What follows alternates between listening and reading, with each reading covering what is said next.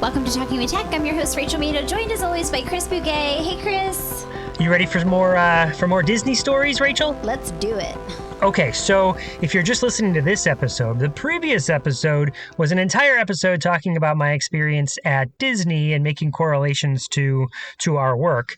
And we ran out of time. We actually had to do a presentation in Vermont. And so we're coming back for a little bit of part 2 before we get into the interview today. Because there's just a few more points that I wanted to talk about, a couple of other experiences that happened that I wanted to share with you and everybody else, Rachel.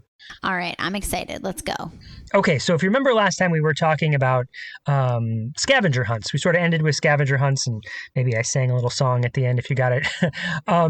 But I was talking about how scavenger hunts can be like a fun professional learning thing, and how it can be a fun way to engage learners, and there's a sense of discovery and wonderment, and how it can be a layer on top of the existing world, sort of like augmented reality is, and I know you've done some work in augmented reality in the past. And so it's just fun. But there's one other little point I want to make about the scavenger hunt is that at one point, I was doing this Pirates of the Caribbean scavenger hunt. Remember, I was talking about how I used the Google app to translate the maps from Portuguese to English. And my wife actually went off to go get some ice cream. And she's like, the line was long. Chris, you're enjoying the scavenger hunt. Go do that. I'm going to go stand in line for it. No, I'll stand with you. No. You go do the scavenger hunt. I don't really care about missing one or two of the little experiences. So I'm doing the scavenger hunt. And as the way the Pirates scavenger hunt works is that you go up to you find these hidden things, right? And then there's some sort of animatronic and some sort of audio that plays. And so you scan your badge, and sure enough, this animatronic happens. Like you can imagine there's like little fake rivers throughout Disney, if you scan this thing, a skeleton pops up out of the water and its jaw moves and you hear this audio and eyes light up, or in the bushes behind one of the gates, there's a boat that's flipped over and it just looks like a prop, like this to help give the ambiance of Pirates of the Caribbean. But when you scan your badge in a certain place, you scan your magic band in a certain place, the boat flips over and there's a pirate treasure underneath, and it's like, aha, you found the treasure, right? Anyway, I nerd out on these sorts of things. I'm like, you could have walked by this a billion times and never known that there was like a hidden little feature. And I love that sort of thing in professional learning. I love that sort of thing for learners in our schools. I just love it. So I'm there at one point when Melissa walks away, and there's this giant conch shell, or I guess it's more of a clam shell, not a conch shell, off in the distance. And again, it's closed and it just looks like this prop. And right where you have to go scan your magic band, there was a woman in one of the scooters that I was mentioning last time, and probably her granddaughter making a leap there. They could have been aunt or something. There could have been friends. Who knows, right? But it looked like grandma and little kid, maybe 6 or 7 years old, maybe a little older. Let's put them at 10 years old, right? And they're blocking the thing. So I'm like, all right, I'm not going to stand here like a creeper. I don't even have my wife with me. I'm closing in on 50 years old, and I'm just going to stand there and look at you. But I want to get to this thing because I can't do the scavenger hunt until you move. I'm like, well, I could go up and say, excuse me. And so I eventually okay, that's what I'm going to do. I'm like, excuse me, I need to get to that thing. And I like point back there to this. Again, it looks like a pile of boxes. So you wouldn't even know what this thing is. Like, why do this stranger need to get past you to get to this box? And so the grandma person's like, oh, okay. And she scoots out of the way, and I kind of slide by, and I just look back at the little girl and I go, you want to see something cool? And I hit the band on the little marker, and sure enough, it opens up and there's this pearl inside, and the girl's eyes like go wide, and she's like, wow, because again, she's now into something that very few people in the park see, this sort of special, and the reason I bring that up is because later on in this, I'm going to talk about another experience where, I like to, we've mentioned in this podcast a couple times where I'm never sure what the right social thing to do is. What's the right social? And so there's another event coming up, but this one, it seemed to work by just inviting myself. Didn't come off as some, creepy stranger coming up with this little girl, but I feel that way. Like, is that how they're going to see me? Anyway, I just thought it was the educator in me loved seeing the expression on this little girl's face of wonderment and excitement when she discovered something new, Which I feel like is so important when we're thinking about communication opportunities, right? Like, this is the kind of thing that we need to be designing for our students to have those communication opportunities. And it's like, it takes a little bit of extra effort, but like that extra effort is so profound, especially when we're thinking about kids who have complex bodies where communicating is challenging. We have to do extra great work to kind of inspire communication from them and in them. And I feel like that's exactly what this was, like this aha moment where you're able to kind of get such joy. And, I'm sure she was just like so excited. Yeah, I think that is a strategy we can lean into a little bit more. We always talk about the predictability, of a classroom or a learning space, but that sense of discovery and wonderment, and as therapists and as educators, we can totally do that, where we hide something and then the sense of discovery when either they find it or we find it and we're surprised and shocked. And then that is just a pure moment, All right. So then we had some other experiences that I want to tell you about. So, this is more of a personal one. I don't know that I'm making a connection to anything here later, but I'll just share it with everybody, is that on the podcast, my kids have been on the podcast in the past, sharing different things or telling different stories. And actually, they've been a big part of the podcasting life. If anyone followed me back in the AT Tipscast days, or when Melissa and I were actively doing Nightlight Stories, they were a part of those podcasts. So in some sense, there are people that have been following along with my kids that they've been growing up. So I just wanted to celebrate with everybody that my son Tucker got an early admission to Virginia Tech, and we were pretty excited about that. That happened while we were at Disney. We were all sort of nervous, like, well, is he going to get in? And it's a pretty competitive program, and what happens if he doesn't get in? Because there wasn't a lot of backup plans. And there we were at Disney and got that the most magical moment was getting an email from Virginia Tech saying you got in. So I just wanted to share that with everybody, and share it with you, because I don't know that I even got to tell you about that. I mean, we put it on social media, but I don't know that I got to explicitly tell you about that we were pretty excited about it. It's amazing. And I feel like it's a perfect place to have such a exciting thing happen, right? Like, so yeah, congrats, Tucker. All right. Now here's the next little bit of weirdness that I want to talk about. Okay. Now, at the time of this airing, we will know who has won the Super Bowl in 2023. But right now, as we're recording, we don't know that, right? We do know that the Buffalo Bills have won their first playoff game, beating the Miami Dolphins, but we don't know if they're going to win against the Cincinnati Bengals. That's right where we're recording. Is that fair, Rachel? We're also recording in a time where the Philadelphia Eagles play the New York Giants, and I am going to anticipate them winning. We're not only talking about the Buffalo Bills, Chris. Okay, we have a Philadelphia Eagles fan here. It could be an Eagles-Bills Super Bowl, and it'll be Madel versus Bouguet in that.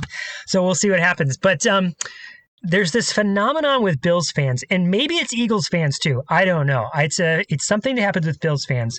So I'm walking around Disney. I know what happens with Bills fans. Walking around Disney, and occasionally you find somebody that's wearing a Buffalo Bills paraphernalia, a shirt, a jersey, a hat, something like that. And what we do as Buffalo Bills fans, and as you're walking past, you can see my hands are up, right? As you're walking past each other, and I'm moving my hands past each other, if someone spots someone in Bills gear, you just sort of yell out, you go, "Go Bills!" And to anyone that doesn't know what you're talking about, it probably sounds like Goebbels, because you don't really, but to those in the know, if you're a Bills fan, you know, and then what you do back is you go Bills. So it'll be like this. I'll go Bills. Go Bills. Exactly. And you don't even make eye contact necessarily. Chances are you don't even know who said it. You just walk by. And so this happened at least 3 times to me. Not that I was wearing Bills stuff, but I knew the protocol. So if I saw somebody, or sometimes Tucker would do it, "Go Bills," and we would just say it, and that other person would recite it back, "Go Bills." And one time we were in a crowd. We saw somebody, we were passing somebody, go, "Go Bills!" And they go, "Go Bills!" And a third person out in the crowd yells out, "Go Bills!" And before you know it, we got a little chain going of people yelling, "Go Bills!" No idea who these people are, don't know them. You don't stop and talk. And the whole thing, why I wanted to write it down here on my list of things to talk about and chat with you about, is one, it feels like delayed echolalia, right? Like, it's not, it is a phrase together that has a shared meaning. There is no sort of written protocol of this is how you act. Somehow people just from this part of the country who are this fandom know to do this thing. And I don't know how it developed. I don't know how it became this social consciousness, but it is a very interesting way that we interact. It's a communication for sure, right? It's an interesting way of using language, how the words "Go Bills," not "Go Buffalo Bills," or, it's a very distinct phrase that we use. And it's shared, it's a shared communication experience. So I don't know, first of all, is it just a Go Bills thing, or do you have an Eagles thing, Oh, it's Go Eagles too. It's it's a shared, I think, maybe football experience. And everything you said is on the mark. You definitely don't stop. You don't continue the conversation. You don't even necessarily need to make eye contact. You just see Eagles. I see my eagle and I'm like, "Go Eagles." And sometimes it feels random. Like you're on a hike and you're like, "Hey, go Eagles." Yeah. But by seeing it, I feel compelled to do it, right? Like there's this connection that happens. There's a sense of belonging. Clearly, low-hanging fruit here is, as feedback for the podcast, is if you're a football fan, make sure whatever your phrase is programmed in so that no one's left out of that experience. What's so funny is that a past interview we had on the podcast, Chris Sacca, he's in Chicago. So he's a big sports fan, and I'm sure he's using a lot of, phrases and things like that when he's communicating. And I know that he'll sometimes post when any type of Chicago team plays a Philly team, he starts talking trash on Facebook and tagging me. And I love it. So yes, this is a friendly reminder to not forget about sports teams and to include that type of language on a student's AAC so they can participate. All right. In a similar vein, I'm a fan of Dungeons and Dragons. Again, you know this, right? And I've shared this on the podcast, done presentations with people on using role-playing as a strategy for teaching all sorts of skills. Well, there is one particular group called Critical Role. Now, have you heard of Critical Role? Does that sound familiar? Have I told you about it at all? Have I mentioned it at all? It sounds familiar, but refresh my memory. Okay, so out in California, there's these voice actors. They get together, they play Dungeons and Dragons, and they get asked to, hey, can you record it and make it a streaming thing? And they're like, I don't know, should we? Yeah, we do this. And it has been blown up in the tabletop role-playing space, so much so because they're voice actors, right? So they emote when they're role-playing, but they're playing the game, and it's like a 4-hour show that comes out every Thursday. And in fact, that's one of their taglines, similar to like Go Bills. One of their taglines is it Thursday yet? Because they play most Thursdays and they stream most Thursdays. It became so popular that they because they're voice actors that work in animation, they pitched creating an animated special, and it was the largest entertainment Kickstarter ever. Beat out Mystery Science Theater 3000 was the one previous to this. Now, again, why am I spending my time explaining this? Well, because it was the largest Kickstarter ever, Amazon Prime, entertainment one ever, Amazon Prime partnered with them and produced a series. So it's out on Amazon Prime, and the animated version that they have taken their D&D game and is now an animated show. And in fact, today, season 2 comes out the day we're recording this. Tucker sent me a thing, "Dad, are we watching it tonight?" I was like, we're watching it. Okay, but again, what does this have to do with the podcast? Chris, where are you going with this?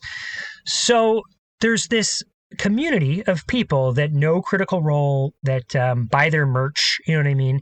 And all of a sudden, we're walking through Disney, and Maggie goes, Dad, it's a Critical Role shirt right there. That guy's wearing a Critical Role shirt. And so, because again, you're in the know, I go up to this guy, and I walk by him, and I go, "Hey, excuse me, can I ask you a question?" is it Thursday yet? And the guy busts out laughing because now it's like we're in this club that only a couple people know, But then we saw a second person that had a different Critical Role shirt later on in the day. So we were at Disney for 5 days. We saw 2 Critical Role shirts. And of course, I made the same joke, and again, had the same reaction, this laughter from people. And it's like, oh, you watch it? Me too. Okay. And it wasn't the same Go Bills like you just walked by. It was a little bit of a talky talk about D&D. Okay. So 5 days at Disney, saw 2 Critical Role shirts. Okay. Now just think what that means. There's a population of people that listen to Critical Role. There's a smaller population of people who buy the merch, the shirt, and then there's a smaller population of people who would wear it while they're at Disney, right? And I saw 2 of them. And so I just want to put that in context. Here's where I'm getting. I saw in 5 days, guess how many AAC users I saw? 0? 0, exactly. Which was why I'm making that contrast is how much work we have to do, right? How much far we've come with so many more people using it and introducing it earlier. And I saw so many people riding around on scooters using technology to help them move around. But as far as actual AAC users, 0. But I saw Critical Role shirts. Do you know what I mean? Like, it just hit me like that population is probably pretty small, and I still saw 2. So we have some work to do to get AAC out there into the sphere of more people knowing about it and seeing it. I would have expected to see at least one AAC user in the parks, come across them, and maybe they were there and I just didn't see them, but I did see 2 Critical Role shirts. Do you see what I'm saying? Mm-hmm. Yeah, and your eyes would be more tuned in to AAC than most eyes, so it feels like especially surprising that you didn't see anyone. Yeah, right. I'm actively looking, right? Yeah. Where are the AAC users? Okay, so 2 more things and then on to the interview. Okay, I promise. So the next thing that I saw, and I just want to chat about it with you, but get your impression, is I saw somebody wearing a hat, a knitted hat. In fact, we have knitted hats, and my buddy Matt made us some for our team, the Talking with Tech hats with the embroidery on it, right? Well, I saw a hat, some probably a teenage kid, 18, 19 years old, wearing this black hat with what was embroidered on it was specifically this phrase: "I have autism, please be patient." That was embroidered on his hat. And I saw that. I had some mixed emotions about it. Because on one hand, I was like, oh, look at you advocating for yourself and communicating in a way to people to let them know to be patient. And on the other hand, I was like, why do we need a hat to help people know they need to be patient, And so I was just wrestling with that emotion. I don't know. When I say, if you saw somebody like that, what would you feel? What were your thoughts? Yeah, I mean, my first reaction was like, oh, like, why do we need to have a hat to tell people to be patient? But then I had the same reaction, like, I mean, it's helpful to give context. I think that one of the challenges with autism is that it looks very different, depending on the individual. And I know that a lot of families have shared that with me, is like, he doesn't look like he has a disability necessarily. And so like people don't understand when he is screaming and not responding when they talk to him and things like that. So the part of me that like recognizes how challenging that can be, understands why a hat would be useful and necessary, especially in a context where there's lots of people and, to kind of safeguard those potentially negative interactions that could happen and just being aware. But yeah, it just feels like, again, we have a long ways to go in the work that we're doing with advocacy and acceptance, and things like that. So mixed emotions over here. That's exactly how I felt. And that's why I wanted to just talk about it and get people thinking about it and reflect with you for a second on it.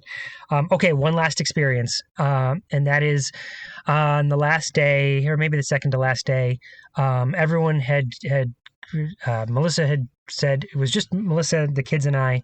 Grandparents had gone back to the hotel. Melissa was like, "I'm beat, guys. I'm going back to the hotel." The kids and I were like, "Couple more rides, Dad." And so, yeah, we did a couple more rides.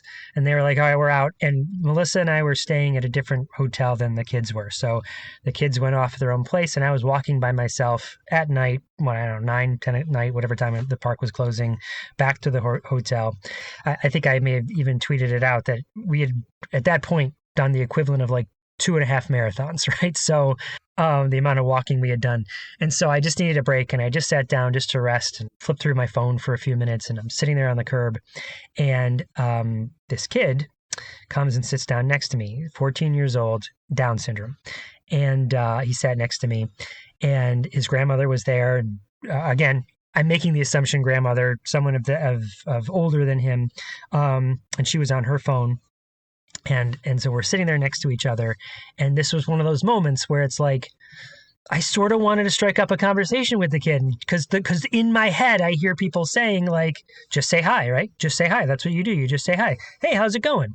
But if it was any other 14-year-old kid, if he didn't have Down syndrome, I wouldn't talk to him. And like I said earlier about the clamshell story, I'm in my head about closing in on 50 years old. Like I'm sitting there in the dark by myself, but it's at Disney, you know what I mean? Like, so Joanna gave me such good feedback from a parent perspective, what to do.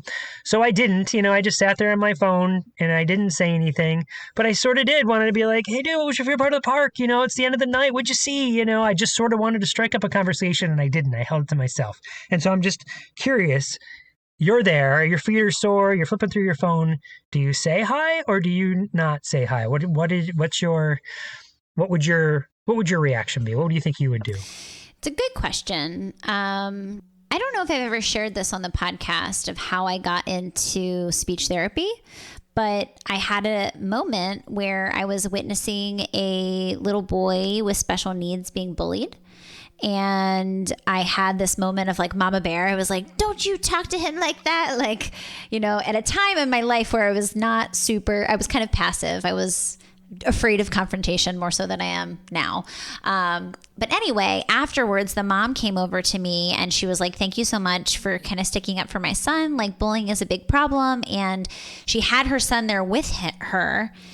And I had this like very epiphany aha moment where I just felt super drawn to this little boy. And I don't really know why, but I just wanted to talk to him. I wanted to play with him. I just felt like this connection to this little boy that I barely knew. And the reason I'm sharing this is because, well, first of all, then I like ran upstairs and I was like, I have to work with kids with disabilities. And I totally like changed my trajectory from journalism to figure out how I could be somehow, working with students with disabilities, and landed on speech therapy.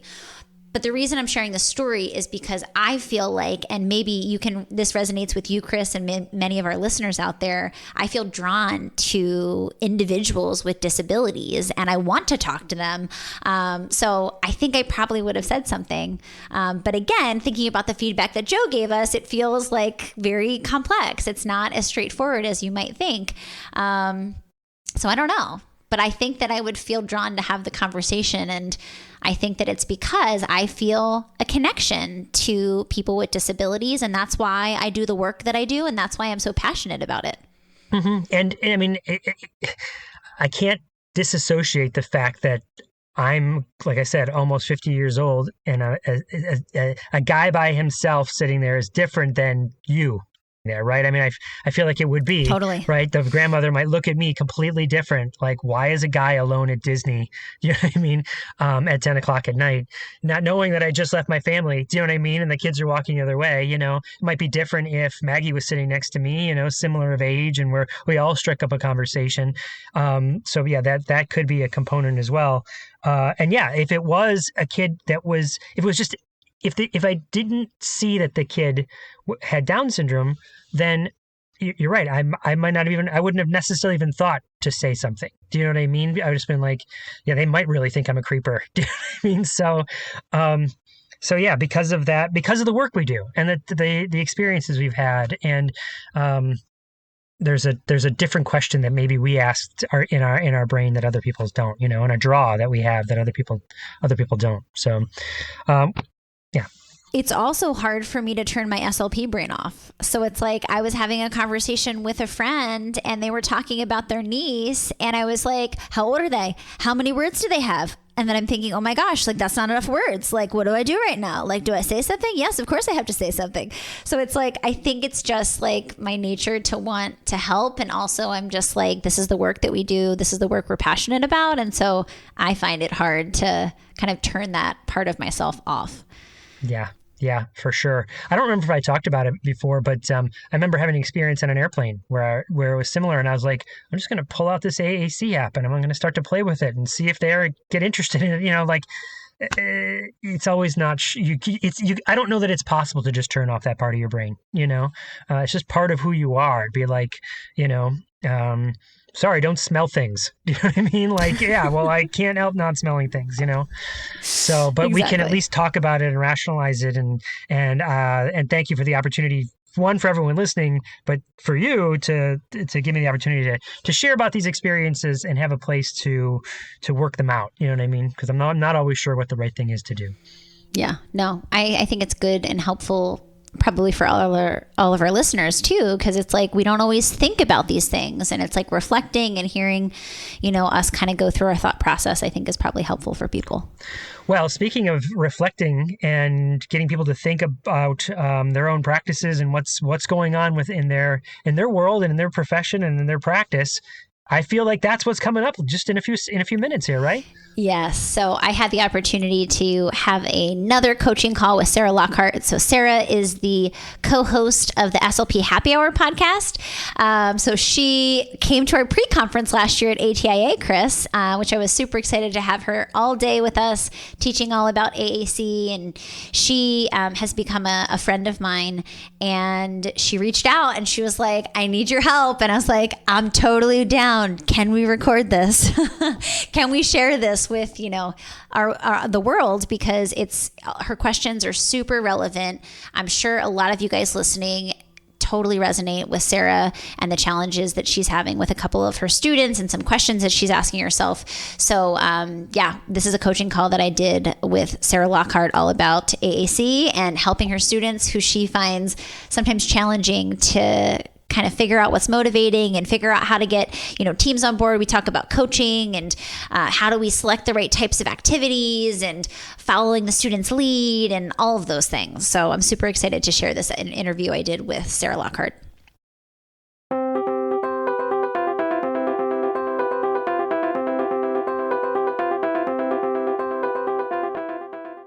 Welcome to the SLP Happy Hour podcast. On this episode, I had a coaching call with SLP Rachel Midell. She walked me through some ideas for a student I have who seems stuck at requesting and not using other communicative functions using AAC. I'm Sarah, a private practice SLP working in Oregon, and currently I'm trying to learn as much as I can about AAC as my caseload of students who use AAC has increased. Okay, so this is a question about a student I've only been seeing for a couple months. He came in with LAMP, Words for Life. He's 5 years old. He's not in kindergarten yet. He goes to ABA about 35 hours per week. And I feel very much like we're stuck in requesting and we're stuck with lots of prompting. What does he like? He likes trains, lining them up and looking closely. He likes being in the swing and swinging back and forth. And he likes playing on an exercise ball, kind of rolling on his stomach back and forth. So sometimes I'll set up blocks and I'll knock him over. Words he's using kind of unprompted. Words he has used unprompted with me: up, in, trains, a bunch of favorite foods for snack time, open, my turn, and your turn. And in a 30-minute session, I may get one or two utterances that are unprompted, and everything is requesting. And I have LAMP on my iPad, so I'm able to model, social comments. He also loves taking things in and out of boxes. So like, I'll be like, oh, that was loud, or I feel excited, or I like that, or I love that. I'm trying to think of what else would be helpful. It's also, we're seeing a bit of a behavior regression, which I think is just developmentally, he needs to assert himself and say no. Mm-hmm.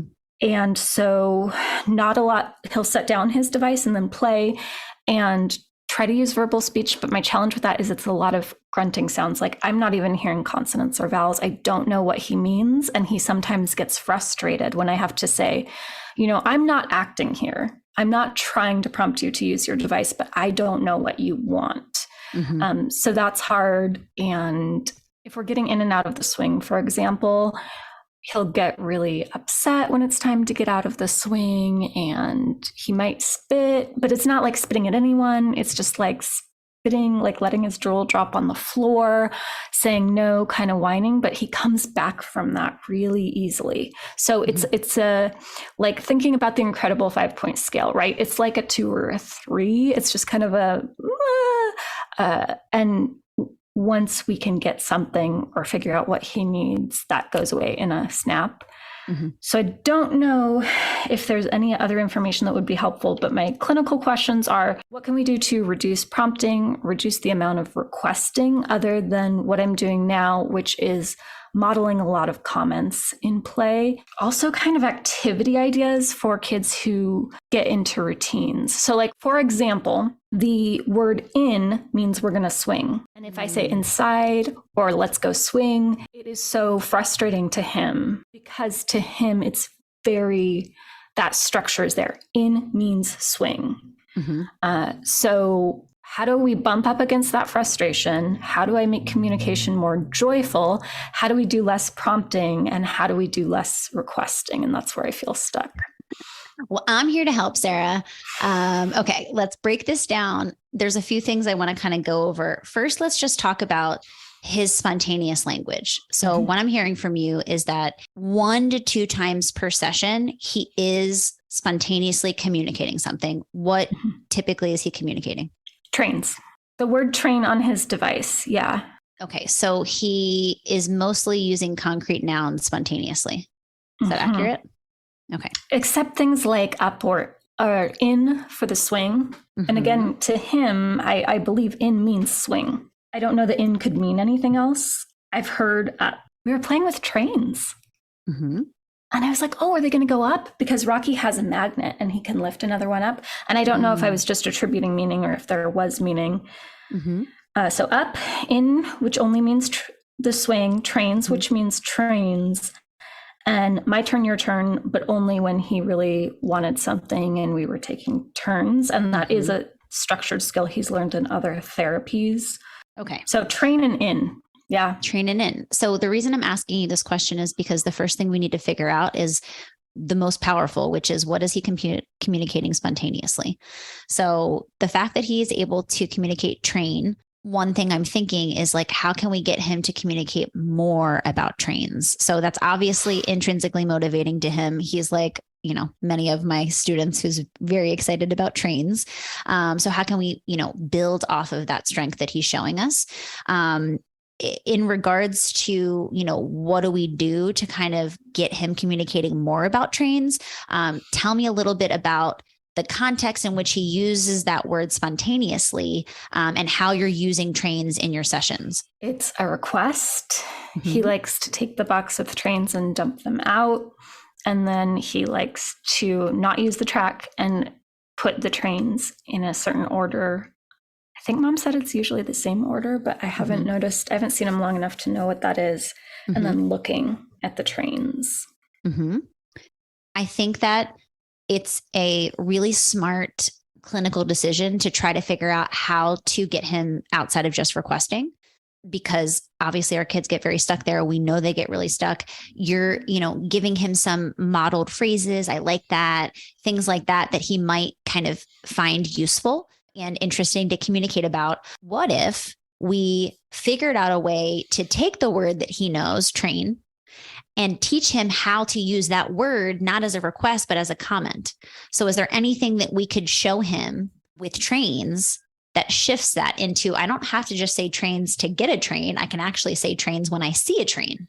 I mean, that's a great question. I don't know. I've tried books, but I get a lot of like that kind of introductory whining behavior, I think, because he associates it with a demand. So like I've tried a train book. It was not very successful. Okay. I could try pictures of trains. Before we keep going on, hold on one second. So there's an opportunity when he grunts, when you bring a book out, right? What language opportunity is there? Rejection. No, don't, not. Yeah, exactly. So I would get really, when you are thinking about, what is his intention here? He's like, no, I don't want to read this book. So giving him language to advocate for the things that he doesn't want to do during your sessions could be a really good strategy. Okay, so let's circle back to trains for a second. Train, not into train books. Okay. Train pictures.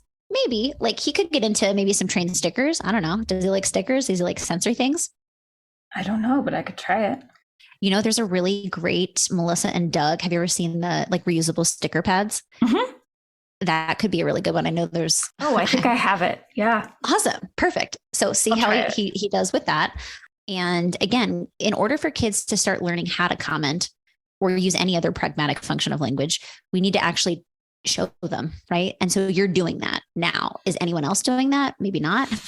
And so that's like part of the other challenge with this case is like, which we can talk about, how do we get the whole kind of team on board with some of the things that you're doing in your sessions? Because from what I'm hearing, you're doing really amazing things in your sessions. But the reality is you could be doing amazing things in every session. And if you're the only one doing amazing things in your session with AAC and modeling and you thinking through this lens, he's not going to make progress.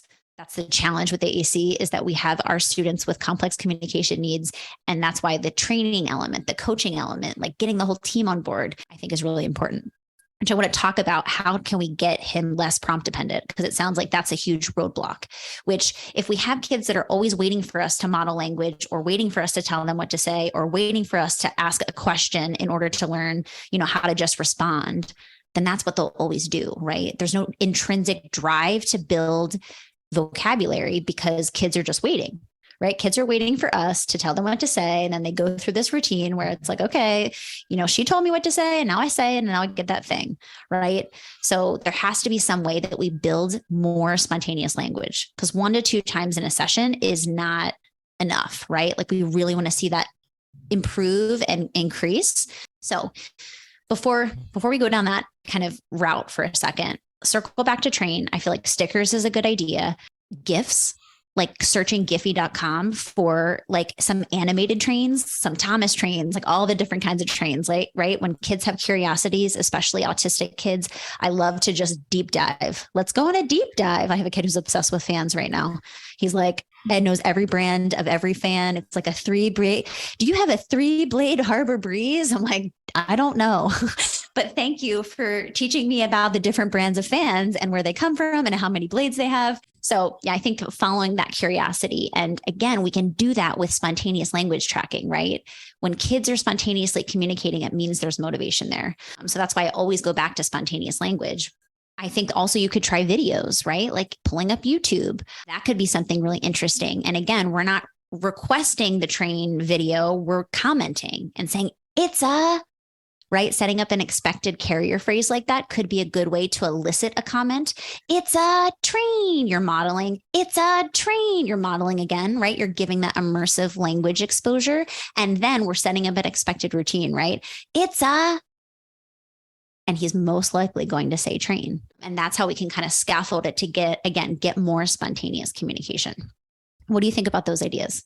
I'm going to try them and let you know how they go. I think they're great. Awesome. Okay. Let's also circle back to, more spontaneous language. So he's showing us train sometimes to request. And I would argue that it's okay for kids who don't have a lot of initiation. I wouldn't get too down on yourself for the fact that he's using language mostly for requesting, because I would rather him be very frequently independently initiating with requesting than, being able to follow a model or imitate a model of some other pragmatic function, right? So I think that this makes sense where he's at in his kind of language development.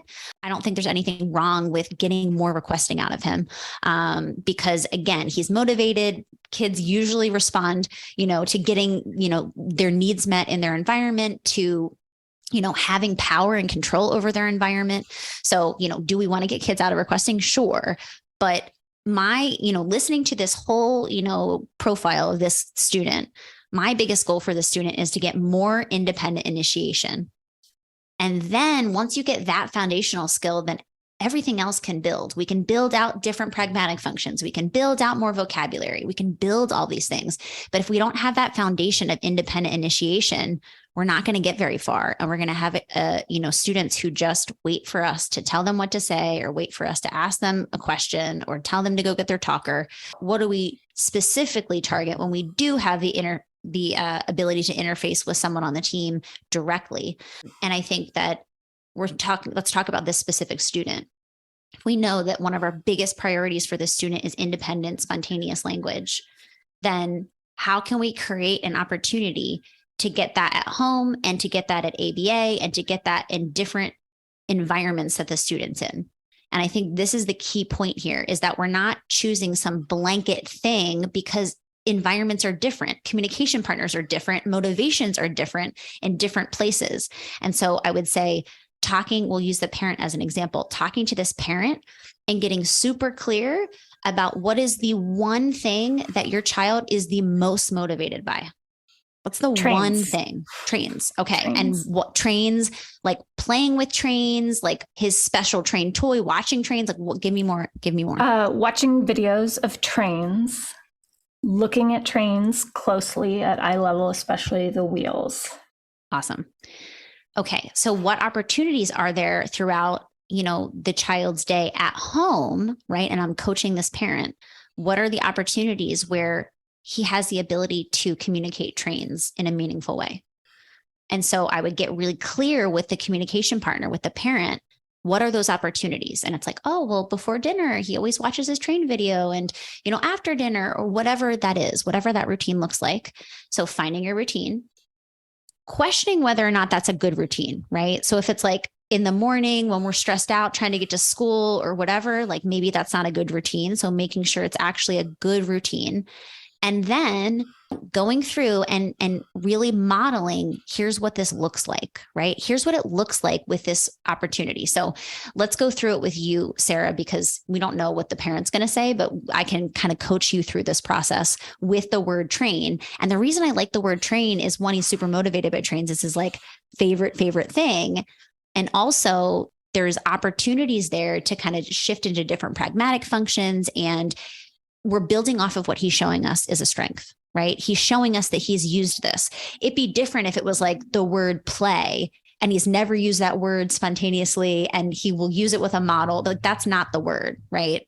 We want to pick a word that's familiar, where he knows where it is on his AAC, and now he has opportunities to spontaneously communicate it. So talk about what trains looks like in your session, like what kind of situations are you in? And then we can talk about how to kind of facilitate that word more spontaneously.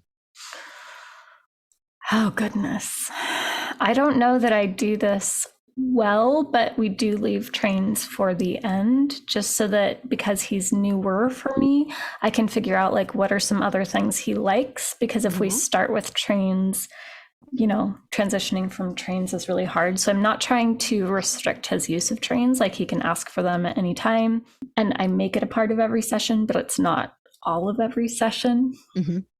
Yeah, I'm just trying to figure out what else he likes. And he does like to line up other things, like colorful magnets, like magnetiles or squigs, those little like rubber. I don't know. Yeah, I know what they are. Those little like squishy things. Yeah, like you can use them in the bath and like stick them to the wall. Yeah. So lining up those. So tell me your question again. I don't think. Yeah, I'm just trying to figure out when trains are kind of how they're used in your sessions. So I think it's fine if you are trying to kind of expand his interests beyond trains. Kids definitely have specific curiosities and interests that they really do a deep dive into, and we can follow that. But also, I think especially autistic students, the more exposure they have, the more familiarity they have with something new, the more likely they are to develop an interest in that. And so I think it's our job as educators to kind of expose to new and different things to see if we can spark interest in a different area. So I think that's what you're doing in your sessions. And I think that's good. I think you're also kind of recognizing he likes to line up toys. And I think that that's a pattern that we can establish and we can use with lots of different things, right? So this kind of repetitive practice of lining things up, we can do that with lots of different things. And I think that we could, expand maybe his noun vocabulary with the specific things that he would like to line up, right? So maybe it's trains he likes to line up, and maybe it's these squishy things. And so again, I think that while I love core language and I think we need to model that core language for our students, I also think there's a value in being really precise and specific about the specific things that kids want to see happen and want to control in their environment. And I don't think you should shy away from those specific things if we can get him independently and spontaneously communicating more. And it could be easier for him through concrete nouns in the initial stages, right? So how do we play with trains? And as we're saying this, I'm like, wow, I'm not really, yeah. So I would try, like my first session with him, I would just ask him like, what color of, I was like, I have lots of trains. What color would you like? But over time, I realized two things. One is like, he's always requesting with prompting. So I don't really want to like reinforce that or like be another place that he gets that. And number two, he loves to take the box that has the trains in it and pour it out, and he loves that noise. So he just gets the box, he grabs the trains, he lines them up, and I might say like, oh, blue is in front of red. And then one of them, it's like a Thomas set. So Rocky has this big like boom arm with a magnet so he can pick up other trains. And so we'll do like up, up, up. And that's not his favorite. He wants to see them in line, but occasionally he will use that magnet. And sometimes, since we're playing on the floor by a table, I'll be like, oh no, yellow's stuck. And then just kind of knock it down and go, whoa. And sometimes I'll get a verbal utterance kind of matches that whoa intonation. So I am getting some engagement with that. But to be honest, I'm not doing a lot of things with the trains. I think because there's a lot of this like whining and upset rejection that is how he rejects right now is to get upset. And that's completely understandable and developmentally appropriate. But I think I'm worried. Honestly, I think I'm worried about like changing up the play. I definitely don't want to like, communicative temptations because I'm going to get whining, walking away, and maybe it'll be hard to rejoin. Mm-hmm, mm-hmm. And when you say you're afraid to transition to trains because then we're not going to be able to get any other type of play or exposure to other things. I'm afraid to have a part in his train play, to mess it up too much or to like assert myself as a communicative partner within the train play because I don't quite know him well enough to know what would be a challenge point and what would be going too far in a frustration point. I'm just not sure. Mm-hmm, mm-hmm.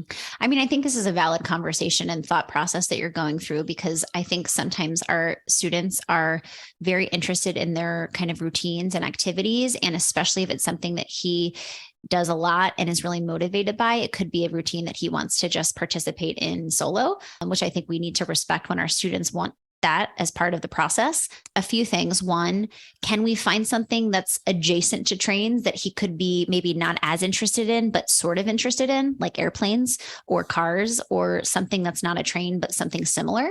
I think that if we can find commonalities there and see if we can pique his interest with other things that aren't already an established routine, I think that makes a lot of sense. And, it could just be that like, however you incorporate trains at the end, that is the opportunity to practice the independent initiation, right? So I think that when we have those motivating situations come up, oftentimes, well, let me ask you, what does it look like at the end of your session when you're like, okay, it's time for trains? You finish your activity and then what happens?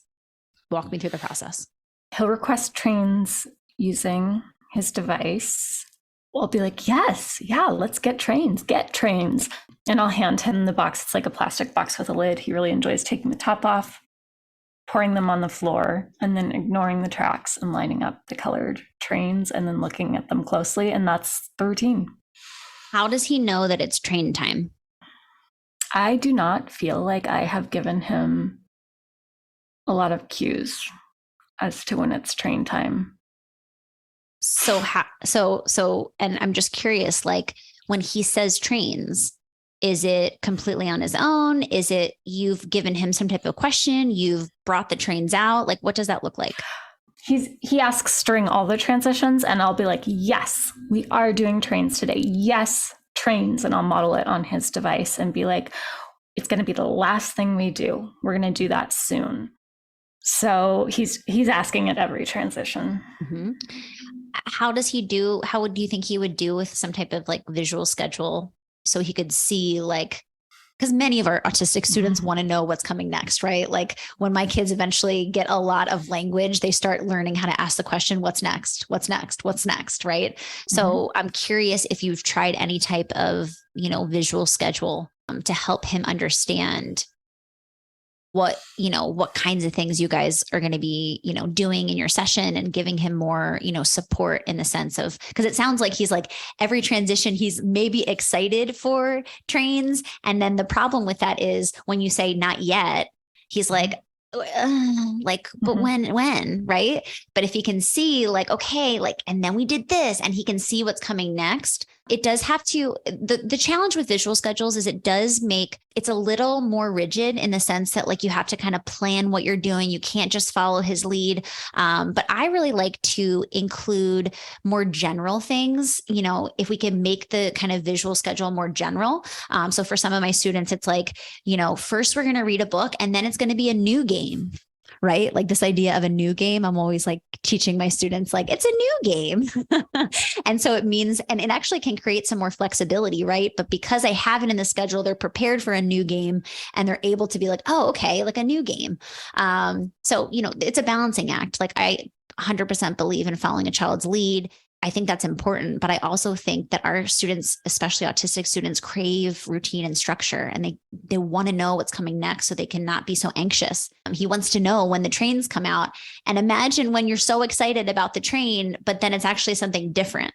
You're like, oh man. And then you're so excited for the train and then it's actually not the train yet. Like we're creating these kind of peaks and valleys with a student's emotional, experience. And I think that, maybe a visual schedule could be helpful. What do you think? I think he would love that. And I think, I'm also kind of reflecting about how messy these early stages are when you're getting to know a kid, because as far as like the trains, it's like, I don't want to push because I don't know what's challenging and what's too much. I don't want to like set up the schedule ahead of time because there's lots of things he really doesn't like. And I'm not quite sure what those are yet because I'm still trying to figure it out. And I think that adding structure, even when it's new and even when I may see some rejection for some of those things, which I'm fine with being like, oh, you're saying no book. Here's a book here. Do you want this book or this book? Or okay, or like, okay, there's no book. We can do like a physical book, like this book, or a movie book, because kids love watching those like on the iPad, like books or a YouTube video. So I think my challenge is just like wanting to make it child-led and wanting to get to know him. And I think that I'm realizing there's some challenges in that because I do think he would do well with more structure. And I'm just not sure to be honest, I'm not sure what structure for a session with him would look like. So just talking out loud, I think, what would we do? I would start with like a busy box, those ones that have like numbers 1, 2, 3, 4, 5, and you like turn or you press and you open it and an animal comes up. He really likes that. We'd watch a video of trains. And as we're watching the video, I might be like, train go, fast train, loud train. And I would just model without expectation and kind of pause the video as I go. Yep. Okay. Love it. Okay. You also, again, don't forget about those carrier phrases that could be really helpful in scaffolding for students. It's a train, or let's turn it on, right? Like phrases like that to build expected responses that we eventually can fade, right? Like we don't get stuck there, ready, set, Mhm. go. But that emphasis and that routine and that kind of structure around language can help our students become more spontaneous and independent. Really, what we're trying to do, especially with core language, is we're trying to get kids to think through that language concept, right? So when they see us, opening a box and our hands on the lid, you and I think open it. Oftentimes, especially our autistic students are thinking box, right? Or whatever's in the box. They're not thinking through the abstract language concept yet. But when we kind of set up expected routines and we set up an expected phrase, we can help them start thinking through that abstract language with enough repetition. So I'm going to use a video of trains, and I already know what I'm going to use with some carrier phrases, and then maybe lineup time where we line up something that's not trains, like airplanes or blocks or squigs or whatever. Mm-hmm. Then we could do some like GIFs. Mm-hmm. Love it. GIF, not presents, but yeah, like animated. Yes, animated images. Love those for spontaneous communication. And I love using Canva, so I can definitely make him something in Canva, which if you're listening, it's like Google Slides. I just really like it. So doing some GIFs and then probably doing trains. I think he would love that. I think that would be a session that would focus on, things that were engaging and important to him, and it would give him some structure to know what's next. Yeah. And what's really nice is that you can set this up for him, and then you can start opening up for, once he understands the visuals that are associated and the activities that go with that visual, then you can open it up to have more freedom of choice, right? What should we do first, right? Many of our students want to do the same thing in the exact same way because they like the routine of it, right? But we can give opportunities. Should we read a book today, or should we, line up our airplanes? Giving that choice, you're able to weave that in to, again, be more child-led over time, while also maintaining this structure that students really crave, I think, oftentimes. So I think that that's a way to create opportunities where you can still follow his lead, right? Like we can still follow his lead when we're doing shared reading or when we're lining up toys, but we also can give loose structure around it so that kids know what's coming next and what to expect. So I guess parting words are, I'm just going to kind of summarize what we talked about. It's good to have a visual schedule so that we have some structure, especially if kids are new to us, so that they know what to expect for what's next. And over time, a visual schedule can include more choices and be more child-led. One more thing I'll add there. It also gives language opportunities, right? Like we can then be like, oh, what's next? Students are more likely to be like, if we're modeling language throughout that routine, they're more likely to like say what's coming next, right? They're more likely to communicate what's happening next. That's great. And then creating a visual schedule of things that are adjacent to the thing that he loves, but probably loves to do solo, to expand and get more routines, more interests, and more exposure to things that he might just not know that he loves yet. Exactly.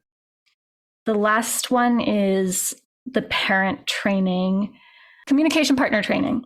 For me, I'm looking at I've heard some great presentations by Senner and Bod and S'mores and things like that. And I'm going to be honest, I feel really overwhelmed because I see how much research is out there that essentially says your time with the child only does so much. And really where they're going to learn to use AAC is in their environment. And I think that can feel overwhelming, the responsibility of it, but also the expectation that when you're not in a session with a kid, when you already have a full caseload of other kids, that you're putting a lot of time into it. I honestly think I feel a bit frozen with the communication partner training piece. It feels overwhelming. Okay. So I understand the sentiment and I understand the overwhelm. How can you get a communication partner to do one thing and do it well? Because that's ultimately going to make a huge impact. So if every time before they put the train video on at home, they're learning how to elicit that independent, spontaneous language, that will carry over for students. And so I think that would be the focus for me is I totally understand, there's a lot of work to be done, but if we can just get the student communicating trains spontaneously across all of his communication partners and environments. Think about the impact that has on his ability to learn. Wow, with mom, I can say this completely on my own. And with my ABA therapist, I can say this completely on my own. And now I've had so many opportunities with communication partners who understand how to provide that scaffolded level of support, who understand when they are over prompting, right? So it's like, pick one activity and one routine for a communication partner and focus in on that until that routine gets done really well and we see success. That seems doable. And it could be like at the end of the session, it's like, let me show you how I'm going to facilitate train, the word train. Like, let me show you, and you can do this at home. And you're having, part of your session, you're pulling in a communication partner, whether that's virtually or in person, you're pulling them in, but you're able to utilize your session time for that. Right. I am not advocating for us to all go do extra work because we already have full caseloads with full schedules, right? But this needs to be part of our treatment time. Part of our treatment time is showing a parent what to do and talking through how they can do it at home with success. Fold in the cheese, Rachel. Do you know? That's right, girl. You know that reference? Okay. Yes. Schitt's Creek. We don't know how to do it, but we know we've got to do it. Yep. And we're going to do it. And we can just get really good at a few things, right? Like, let's not make it too crazy in our own heads. It's a really big impact when you have a student that learns how to communicate more spontaneously and independently. And for this specific student, and probably many of the students that we're all having on our caseloads, like that one thing will make a huge difference. And then what do we do once we have trains? Maybe I'm jumping ahead, but I'm like, then what do I do? What's the next step? Find another thing he's motivated by and do the same thing. Potentially, or building into something else. With right, trains. like a 2-word phrase, like up trains, go trains, stop trains. A 2-word phrase, or shifting to more of a core word, right? Like, oh, you want to play trains, right? Or you want to line up trains, whatever that looks like, that's motivating to help him specify, to be more clear, and that's where it's really dependent on the student and what they are motivated to say and how it's going to impact them. So build off of that, or build into something else that is super exciting, right? Like YouTube, right? Like being able to say, train YouTube, because I want to actually watch a video right now. I don't actually want to line up my trains. So again, specifying, I think, would be a really good next step. Okay. Well, thank you, Rachel. You were so welcome, Sarah. I'm here for it. All the challenging cases that we can talk through live. Yeah, I think there's a lot of information, so it's overwhelming. And also, as SLPs, we care about these students. We know that they're emerging communicators, and we want to start the way we want to finish, right? We want to start with really high quality therapy and providing opportunities for meaningful, joyful communication however we can. And when kids get really prompt dependent or really request focus, it can start to feel like communication is a task and not a joy. And then communication starts to feel overwhelming for the child and they don't want to do it. So I think that's why there's just so much emotion wrapped up in this case study. Totally. And I think the takeaway here is that with our kids with complex communication needs, it takes a village. It takes a village of brains on these cases to be the most effective clinicians we can be. And don't be afraid to parse through it. I do the same thing in my own practice with my own therapist. I'm like, hey guys, it's my turn. I know that like you're used to me mentoring you, but like I need some help here with these really tricky cases. We need all the brain power we can get. And we shouldn't be ashamed that we don't have all the answers. Collaboratively, we can create, the most optimal outcomes for our students. And I think that utilizing everyone on the team and brainstorming and troubleshooting together is the best way and the most efficient way to do that. Couldn't have said it better. Thank you so much, Rachel. You're so welcome, Sarah. You'll have to keep me posted on how it goes. I will. Have a good day. Thank you. Bye. This is Sarah again. It's been a few weeks since my interview with Rachel, and so I wanted to share some updates. I did end up creating a visual schedule with some things the students loves. It's been trial and error for me for a few sessions. When I realized he did not like stickers, he put a few train stickers onto the track and then said, with his AAC device, all done. So I've swapped that out for GIFs of his favorite train show. In a typical session, we'll watch video clips of trains, line up several colorful items like magnetiles, squigs, beads, and also, of course, trains, watch GIFs of trains. And I feel like having a schedule allows my student to have new experience and allows us to together determine how a session could go. While I was trying to not do a visual schedule because I did want a more collaborative session, having the visual schedule actually has led to a more collaborative session. It means the student can point to the order he'd like to do things in, or request more, or to stop activities he doesn't like by pointing to the activity on the schedule and then letting me know what he thinks of the activity using his AAC. Using visual schedules has turned out to be a collaborative way to work together. He's even asked for things on his device that aren't on the schedule. They have been, unfortunately, things that I don't have. So I can see that he understands the schedule isn't about me, it's about us and what we want to do together. Communication is collaborative. Our sessions are collaborative. A visual schedule is a place to start to build student confidence and autonomy. It's not a rigid structure or a set of routines. I'm also finding that by using a visual schedule, we can develop new routines together with language. I'm listening to him, he's listening to me, and we can co-create language opportunities within the session as we want to share information with each other. I'm noticing my student is happier, and I am too.